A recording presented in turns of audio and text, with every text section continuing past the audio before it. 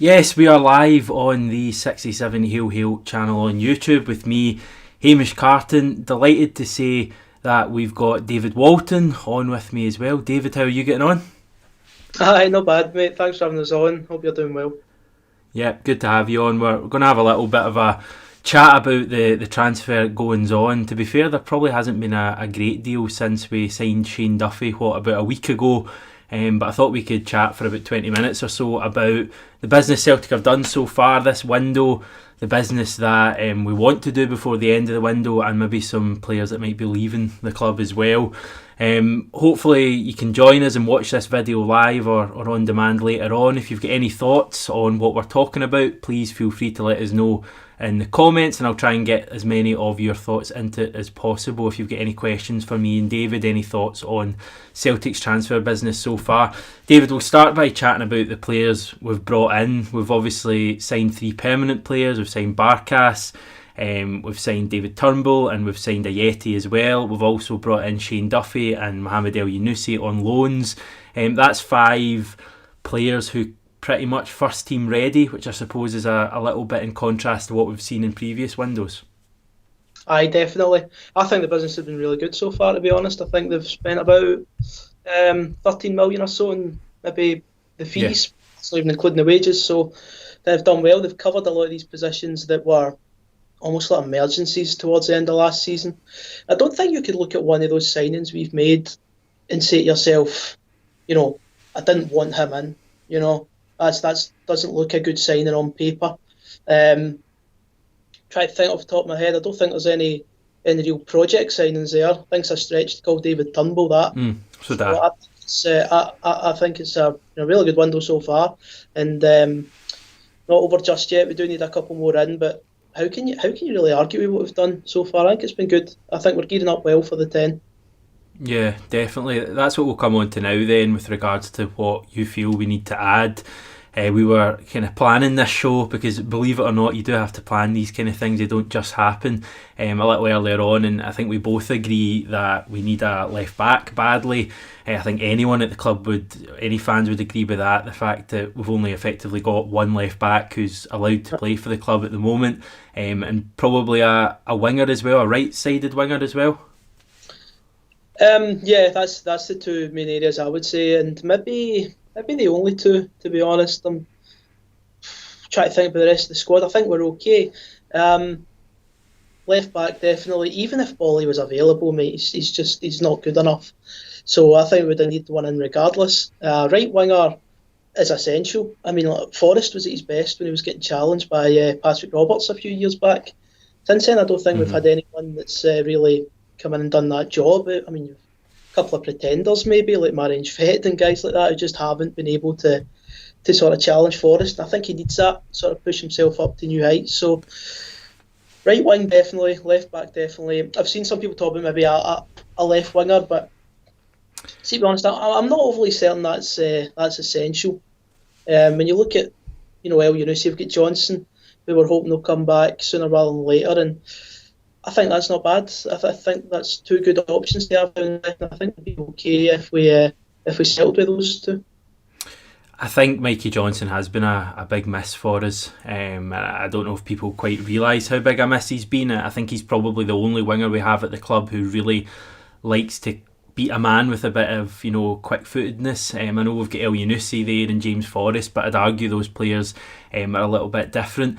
A couple of people in the chat or in the comments suggesting, I'll pick out this one from Chris Tully. He's asking or saying that he'd love to have Paddy Roberts back. There's obviously been, I think I'm right in saying you maybe wrote something on 67hailhail.com earlier about that. Is that concrete kind of chat, or is it just typical transfer shenanigans at this time that Roberts could possibly come back? I was just on a reporter that works on Manchester City for the Manchester Evening News, who said that Man City will listen to anything that comes their way on Roberts this season, or this summer, I should say, because he is not in their plans. You probably realise it's our last chance to get any sort of decent fee for him. He's only got 2 years left in his deal, and I agree with Chris in the comments. I think Roberts would be a brilliant buy. I know he struggled in the Championship. I know he went to Middlesbrough and he was okay. I know he really struggled with Norwich. I think injuries might have played a part there, but we know what Roberts is all about. You know what I mean, mate? Give that player some love, and I think he'll turn it on for you, especially up here. If there's an opportunity to take him from City, permanently, preferably, I think we'd be mad not to sort of test the waters. I think it'd be crazy to not bother with a player of his capabilities. Just think of how good he was when he was here. He was electric. So I'd be all for that, or at least asking the question anyway. I don't see what you've really got to lose. If City were going to let him go, I get the impression they've probably reached, I don't want to use the phrase end of their tether, but they probably kind of feel that Roberts had enough loan time away from the club. He's never going to make it at Man City. I mean, that's stating the absolute obvious. And if an opportunity was to arise for him to come to a club where he's played his best football of his career by a country mile. No other club maybe other than Fulham at the start of his career as he played such good football as he did, albeit under Brendan Rodgers. But I'd love to have someone like Robertson. Not only would he boost himself and boost the team, but he'd also bring on James Forrest, because I think James Forrest is a guy who needs to be pushed by someone in reserves, and you've seen it in the past. Arguably some of Forrest's best football came when he had Paddy Roberts pushing him for a place. So I just think we really need a right winger. And what would the risk be with Roberts, really? I know he's had a couple of injury problems, but he knows the club, he knows the vast majority of that squad, and if he's available for a low fee, what have we got to lose? And if you're Roberts, I mean, you must be buzzing with the chance to go back to Celtic, a place where you've played the best football in your career so far. I agree with you. I just think it's a no-lose, test the waters. I don't think City will get cheeky with it. I know they spent a good bit to get him. I don't think they'll want anywhere near, what was it, maybe 12 million? I can't remember exactly actually what they spent on Roberts, but yeah, I think it was 10 or 12. They wouldn't want anywhere near that, surely. No, for what Roberts has produced over the last 2 years. So you've got to go and test it for me. He's a quality player, and talk about rivaling James Forrest. If Roberts is on top of his game, he can take Forrest's place. So that's Patrick Roberts, a former player. I'm seeing loads and loads of comments about one other former Celtic winger. Can you guess who it is? It's not McKenzie, is it? Anything to that? No, for me. I watched them quite regularly in Sunderland, whenever they were live on Sky or whatever. I did watch Sunderland quite a bit. Really impressed with what McKenzie has to offer now. He's not the player we sold for me. He looked good in that Netflix show, Sunderland Till I Die. He was our best player. I mean, does that qualify to be Sunderland's best player with the state they've been in? Listen, McKenzie was something else when he was here. It's the reason we sold him for a record fee back then. But I think even McKenzie knows himself. I mean, he's actually said it himself, he'd probably not going to happen. The ship sailed, and I think he's right. He's it's a hard one. I just don't think that. I don't think he has any more to play for Celtic. I really don't. But tell you what, if he signs, I'd be happy if he proves wrong. Definitely.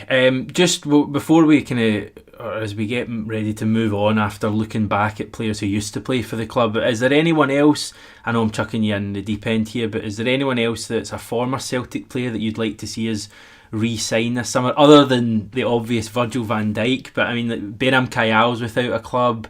I don't know if there's any other former Lennon players. Gary Hooper's continually mentioned, although I think he's quite happy down in, I think, New Zealand where he's playing his football, or Australia. Is there anyone else that's obvious that you'd be happy to see the club get back this summer? Not off the top of my head, but I think the thing is, from when these players have left the club, they've totally changed as footballers. I mean, it's not the exact same players that have left. Like Gary Hooper, he's playing like say in New Zealand. Don't think he's playing at a level that would be good enough to see him come into our squad. Byrne Kayal, Byrne Kayal's nowhere near the worst midfielder I've seen recently. But I think the problem for him is he'd be coming into such a competitive area of the squad.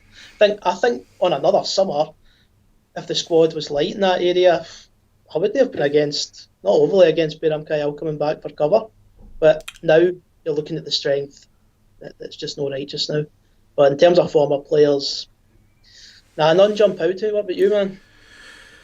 Well, Bayram Keal was the one I brought up.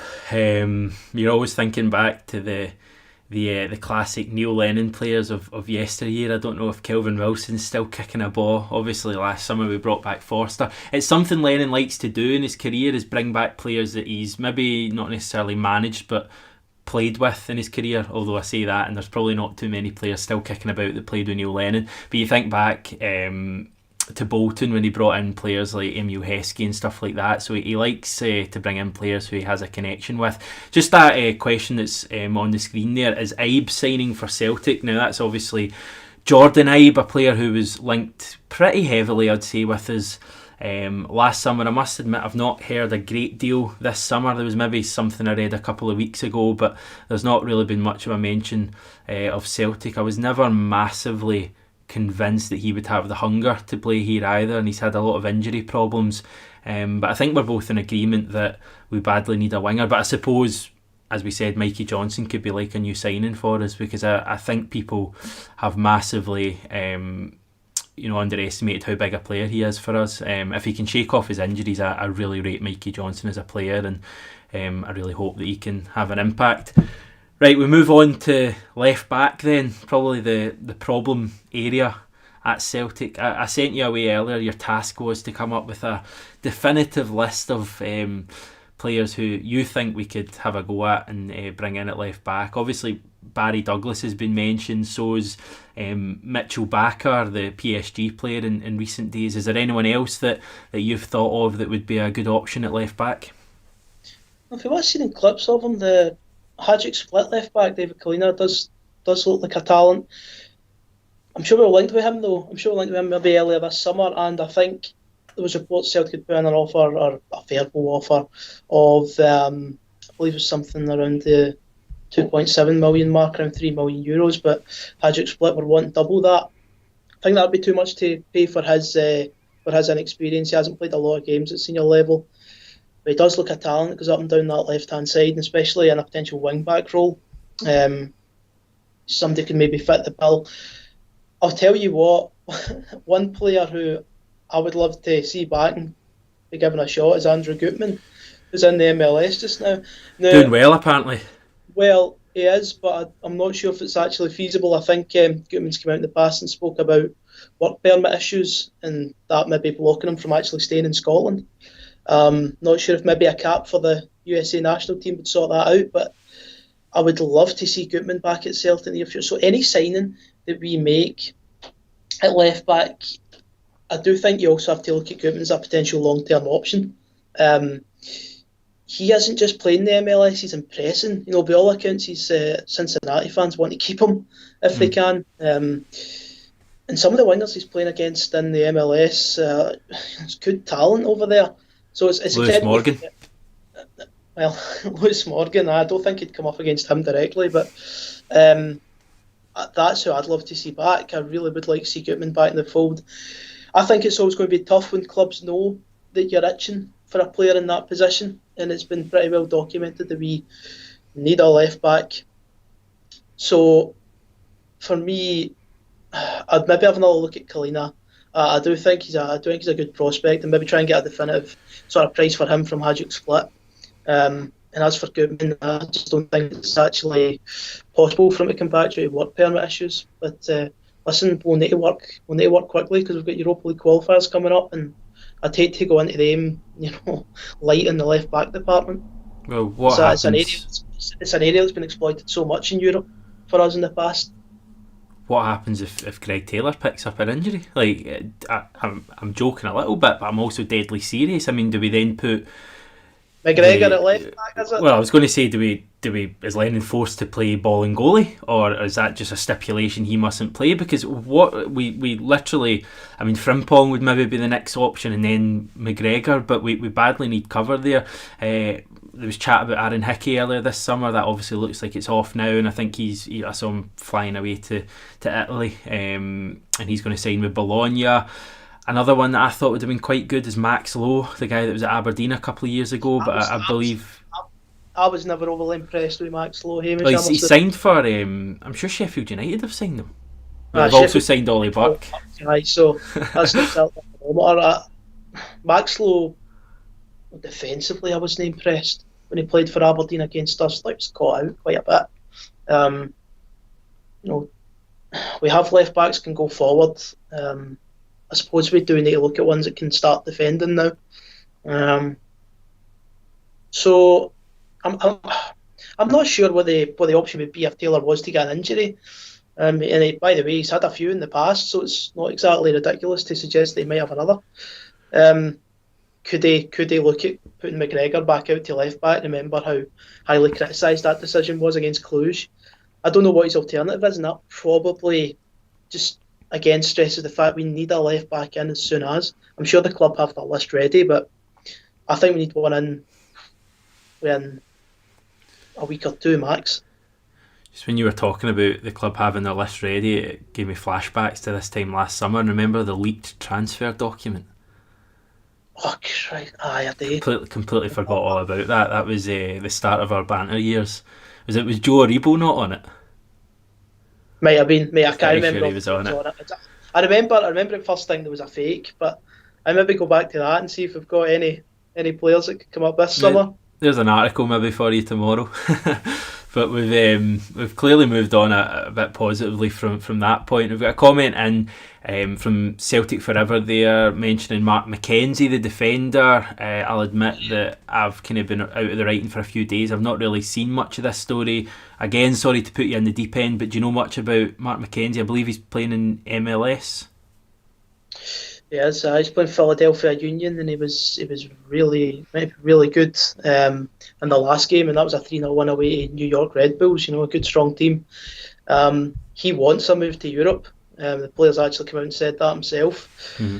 But we won't be the only ones looking at him. I think there's a fair bit of the German interest in McKenzie. They're loving the Americans at the moment, aren't they, in Bundesliga?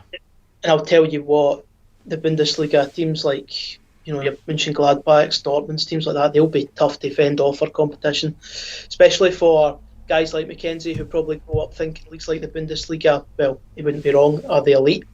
So I would love to see McKenzie itself, but I think he's always looked really imposing. Whenever I've seen the MLS, he's decent on the ball. He's strong in the air. He heads a lot out of his box. Doesn't rush his clearances either, which I quite like. But as of yet, you're going to have plenty of competition if we go in for McKenzie, and I don't think there's anything solid on that just yet. Definitely. Right, time's marching on, so I'll give you a couple of other names that we've been linked with. Omar Colley, if anyone watching this wants the inside scoop on him, the Sampdoria defender, I luckily did a video earlier this week. If you just go on the YouTube, you can find out all about him. Big money been talked about for him. Time will tell whether we're interested in him. I personally believe that we may have to lose a player for that to happen, namely Christopher Ayer probably. Alfie Doughty, player plays for Charlton as well, has also been mentioned as a possible player to come in. I believe he's a left-sided player that can kind of bit of a utility man, can play possibly left back, left attacker, a wee bit central as well, so he could be a player, and clearly Charlton are a club who have produced a lot of good talented young players over the years. Anything else that's happening or anything on either of those two you want to touch on? With regards to Colley, I just can't see that personally. I know there's been a lot of speculation on him, but you're looking at the Sampdoria president is pretty much said, why would I sell him? He's wanting premium value for this guy. It's apparently part of a £30 million selling spree that they want to go on. I think they're looking for as much as $9 million or so for Colley. To pay that when we don't maybe necessarily need another centre back at the moment. We've brought in Duffy. Not too sure that's going to happen unless we rake in a sizable fee for Ayer. Doughty, I think Alfie Doughty, he sort of strikes me as more of a sort of Luca Connell deal from last summer. Yeah. I don't doubt he's going to come in and play in the first team. I think he's going to go, if he signs down to the under-20s, his manager actually hasn't exactly built him up well either if he was going to play in our first team, because he said if anyone signs him, he's probably not going to get a game. So that's not exactly drumming up your player's quality. But I think if Celtic want Doughty, and they must do because Hammond's been over to watch him, they've been not really impressed by all accounts and reportedly put an offer in. I think it would maybe be smart to try and sign him up and offer him back to Charlton for another year, because I do think another year with that Charlton would be good for him. Fair point. It's not going right into this team. Yeah, I mean, the stuff with Connell for me is extremely frustrating, and it's not just Connell either, it's Afolabi, it's O'Connor as well. Frimpong's the only one who's really broken in from those that quartet of signings we made. That's the kind of main chat about coming in. I'll ask you a final question, David, and I'll also ask it to all the wonderful people who are watching this live. If you could have one Celtic signing this summer, realistic Celtic signing between now and the deadline, which I think is the 5th of October, who would it be? Before Duffy arrived, I actually would have maybe went for McKenzie. Because Duffy's signed now, I don't think we really need another centre back. So I'm going to go for Roberts. I'd love us to try and take a punt on him. I think it's a deal we could do. And we really, really need competition for Forest. I mean, we'd really push him as well. So I think that would be worth looking at, depending on the fee, of course. But yeah, if you're picking one player I'd like to see come to Parkhead again, it's Roberts. I think that just gives the club as a whole a big lift, to be honest. And I think the fanfare he has signing would be similar to Duffy. Oh, be massive. It'd be the homecoming, wouldn't it? I'll go for, I've just seen it right there, well done, Nicholas McDade. I'll put it on screen and everything. Mitchell Bakker, that's the one I want to see coming in. I've already done a video of him on the channel. I don't know how realistic it is. I get the impression it's probably a deal that's not going to happen. I don't know if we'd be able to find a agreement or reach an agreement with Paris Saint-Germain, and even if we did, I don't know if he'd want to come and play in Scotland. I don't know if I'm reading too much into it, but the very fact that he was part of a PSG team that absolutely demolished us 4-0 in pre-season, would that even play in his mind? Would he then think, would I have to go to that mob that we absolutely pumped in pre-season? I don't know if Celtic are the most attractive team for a player like that, especially when we've not got Champions League football. But if it happens and we have him as our left back, we're going to win the lot. We're going to win the quadruple this season and the Europa League as well. So that's the one I really hope happens. Loads of other comments as well coming in. We'll round off the video there. Thanks very much everyone for tuning in to this live video. Hopefully we'll have far more of these going forward. I know I'll be joined by John McGinley at around 5 o'clock on Saturday afternoon after the Ross County game. David, you're going to have a weekend off enjoying yourself. I will see what the result is first. Thanks for watching, guys. Really appreciate it. Great to have you on. We'll speak to you all soon. Until then, take care and hail hail.